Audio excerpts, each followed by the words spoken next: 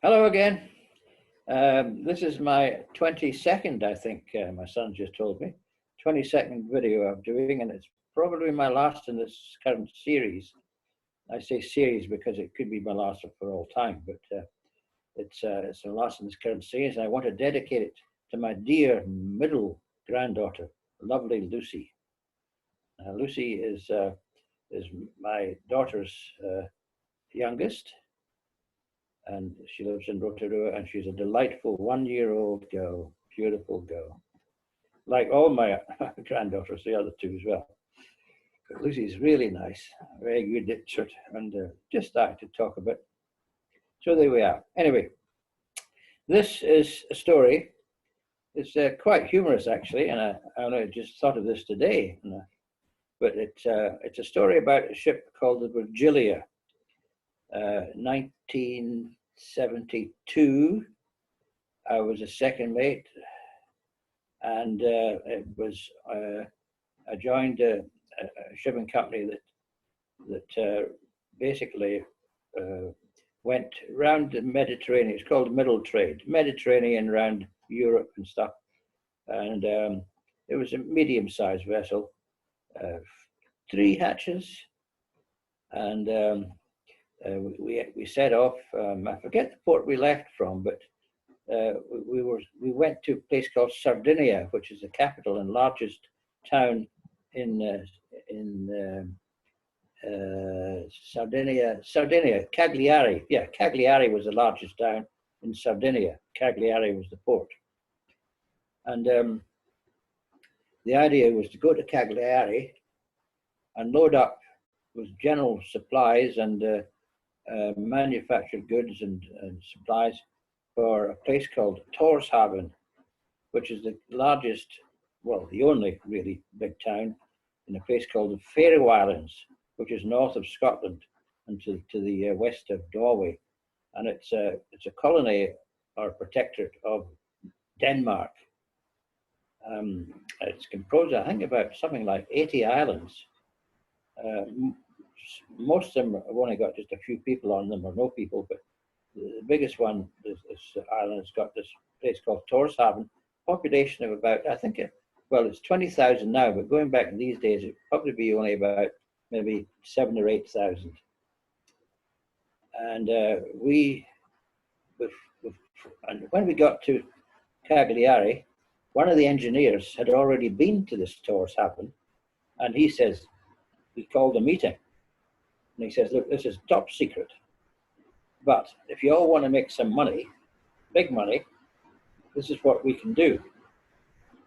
We buy alcohol, doesn't matter what sort of alcohol, preferably vodka, gin, whiskey, anything.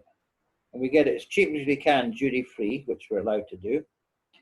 And the idea is that we're going to set up a sort of small business, which we're all part of, and we're going to sell it at a massive profit up there, because it's dry. The only time they're allowed alcohol in the Faroes is once a year at Christmas time, and otherwise they just go dry.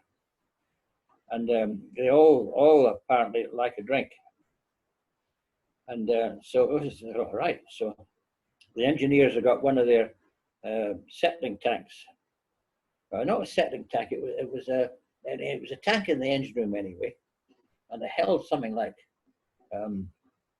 it must have been the best part of 1,000 liters. And into that we poured vodka. It cost us a fortune to get all this vodka on board and stuff. And mind, it was very, very cheap, buying duty free. And then that was the main tank, which was vodka. But we also had secreted around the ship numerous bottles of spirits, hidden in God knows what. And so off we set. Took us about, I think it was about 8-9 days to get up to Tórshavn, which is a delightful plot. It's no trees there. It's no trees grow. It's too sort of cold for that. But I think we arrived there. It was probably just late summer, and it's quite funny. of course, there's only one place you can tie a ship. They only get 1 or 2 ships a year, and it's a big occasion when a ship comes. So we tied up, and Julie, and then the first to arrive after the customs. Oh, the customs, yeah, that's right. The customs actually took us aside and says, all right, this the captain told me afterwards. The head customs guy, he says, okay, he says, this is what we want. And he made a list of, the spirit, because they had no idea. Well, of course, they obviously knew we had spirits, but, this is very, very hush-hush, highly illegal. And the customs had to be taken care of. That was the first one. So they gave the captain a list of what they wanted, what they thought was reasonable, and then the ship would be left alone. So that was duly, hidden away into suitcases and taken off the ship surreptitiously. And that was the customs gone. And then a couple of hours later, the chief of police came, and he wanted a meeting with the captain, because I got him on board and took him up to the captain's cabin. And I heard later that was exactly what he wanted too. He wanted a few, well, at least a case of spirits, various spirits. So he got his case, and then that was so made him happy. And then the mayor was after that. The mayor came with his, with his couple of other his helpers. Then they got God knows how many bloody bottles and stuff. Then they left. Then after that, we got negotiating big time with the with one of the representatives of the whoever it was ashore. There was no bars ashore there, but there was lots of coffee shops, and there was a discotheque and stuff. So it's the bargaining went on, the whole of the evening and stuff, and we told them about the 1,000-odd liters of vodka, and it took them a lot of negotiating to agree on a price. But agreed finally on a price that the vodka would go the next day, and how they would get it off. They were actually going to get it off, get one of their fishing boats and get it over the side onto a fishing boat via tube into the fishing boat's tanks. And anyway, that was all done to be done the next day. So that was duly done the next day. And we had about 3 nights there. Now, they're very, very nice people. They're all Danish descent, blondes, and the women were absolutely, girls are beautiful, blondes, and they all obviously wanted a good time, and they certainly a good sense of humor.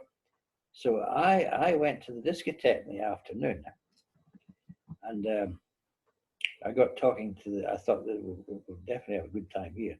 So I got the owners of this discotheque, and I told them that they had this Coca-Cola machine. And I said, look, I'm prepared to a very reasonable price, give you a dozen bottles, I think it was 10 or 12 bottles anyway, of vodka to put in this Coca-Cola machine. So if anybody, puts their money and gets a Coca-Cola, they'll get about 50%. I think it was a gin? It was one of the two, either gin or vodka. And they thought this would be a great idea. So what a night we had. We had all the officers there, and the captain came along, and they were dancing on the tables. They were yahooing and kissing and cuddling, and the music was good. Oh, it was just a fantastic night we had. It went on till God knows what, all hours of the morning. In the discotheque, he kept it open, until the run out of the Coca-Cola and the drinks. But that was a great humorous time. It was a very memorable life occasion. So that was my night in the Tórshavn in the Faroes. There we are.